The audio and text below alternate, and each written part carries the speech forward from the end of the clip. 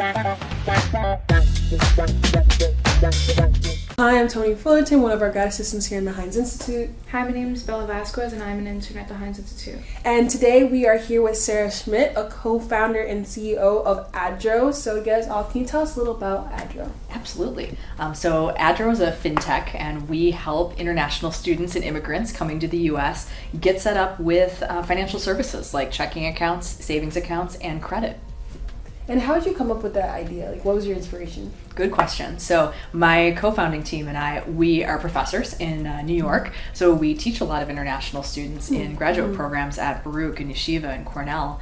And we've also been grad students ourselves and kind of saw this problem firsthand with our peers, with our students, saw that they were struggling to access the same banking products that we could easily subscribe to or access. So we're like, wait, we need to level the playing field here. We need to help them get credit and start building that right away, show them that that's really important. We need to help kind of reduce the cost. It's already so expensive to come here. So let's try to find some ways to make that a little bit more accessible. Oh, of course. And especially with your team. So was that the thing that bound you together, or was there something else that allowed you to build your team before it really became Adro? Yeah, so I think I really credit our CEO, Emeraldo, with bringing the team together. So he comes from MasterCard, has a lot of great experience in the payments and banking adjacent space, and was already thinking about this idea very, very early on. So CEOs are often that ideator and that kind of percolator for everything. And so when he had the idea, he kind of approached me and then our CTO and was like, I'm thinking about this. You want to do it? And we all explored together and did some of our own homework and research and interviews with customers. And then it came together. So we all knew that we were interested in the problem and interested in solving this problem for this type of customer, and said, yeah, let's do it. Let's go for it. So it's important to kind of have chemistry as a team, but also be really energized by the problem space. Right. Okay, so one question I had for you was, obviously, as an entrepreneur, you know that it's all about, or often about, time management and risk taking, for sure. Yeah. I wanted to ask how, for example, can you give me a situation where you had to make a big decision where you weren't informed too much upon it? Oh, let's see. I mean, I think the whole idea of doing a startup is often a leap into the unknown to some extent. Yeah. When we were raising money, when we were raising our first round of pre-seed venture capital, we didn't have a built product. So we're trying to sell people on this idea and this dream that wasn't fully fleshed out yet. Right. And I was also trying to sell and attract partners, universities and colleges, without having anything they could really look at. That's really tough. That's asking them to join you for that leap of faith and for that kind of belief in the product. I think now there are definitely things, I feel like our marketing was to some extent an experiment, and it usually is early on. You know who your customers are, but you're not totally sure how they're going to react to different messages or what's going to be the thing that they like the most. And so we tried a few different things. So when we launched, we tried a number of different messages, and we tried different channels, and we tried influencers, and we tried placing ads, and we tried going out in different places to get our name out, and saw what did and didn't work and what really resonated with people. So marketing, I think, is the first area of big experimentation for most startups. For sure. One more question I had for you was, what was a piece of advice that stuck throughout your whole journey? Obviously it's so ongoing, but a piece of advice that you received throughout your entrepreneurial journey. We have a lot of great advisors and mentors, and I'm trying to think of a few specific things that were helpful.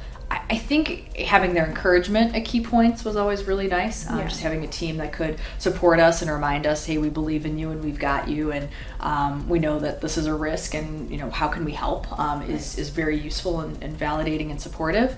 For me, I think some of the advice even came from my own teammates, or just that support and that knowledge sharing when we were all learning new skills. So I learned sales. It wasn't a thing I had done a lot of prior to this. And so Amarildo really helped coach and say, try this, like, let's do it this way, or here's one way that's worked for me, here's how I would structure this.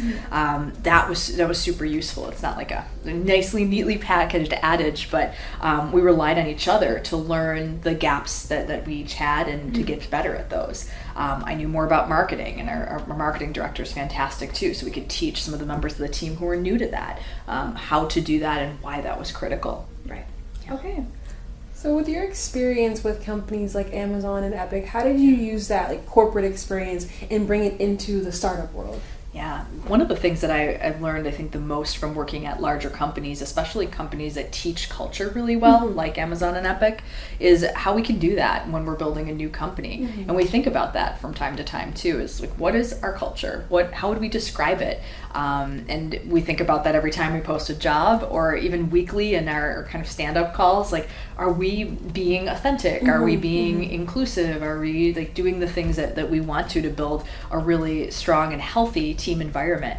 How should we want to encourage our team to take time off when they need it. We want to not make the mistakes that we've seen past companies make. So I think for me, it was specifically about how to build a culture and how to teach that I've taken with me. And how would you say you really balance that, like tactic goals as well as making sure the staff takes care of themselves and like your long-term vision for the company? It's really hard, and I think it's hard as founders too, because you have to be on a lot and you have to be super responsive. So we're honest with it. I think we say, we know we're a startup. We're going to work crazy hours. If we don't expect someone in the team to respond, we will say that, or we will encourage them to, hey, you can put up a message if you're going to be away. You can turn the notifications off. It's okay. If we really need to get a hold of you, we know how.